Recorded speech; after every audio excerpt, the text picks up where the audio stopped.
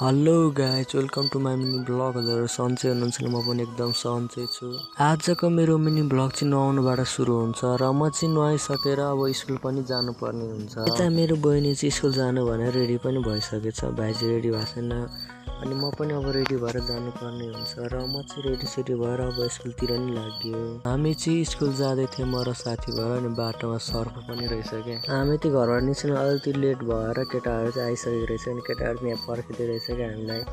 अनि हामी चाहिँ 4 भाइ भएर सँगै लाग्यो स्कुलतिर। म चाहिँ स्कुलबाट आइपुगेर खेततिर लाग्यो, साथीहरूलाई पनि लिएर हिँड्दैछु म चाहिँ। हाम्रो चाहिँ खेत जानु भनेपछि ड्युटी हिँडे जस्तै गर्नुपर्छ कि बिहान बेलुका जहिले खेतै जानु। हामी चाहिँ खेतमा पानी पनि लगाइसक्यौँ, अनि पानी लगाएर चाहिँ हामी घरतिर पनि फर्क्यौँ।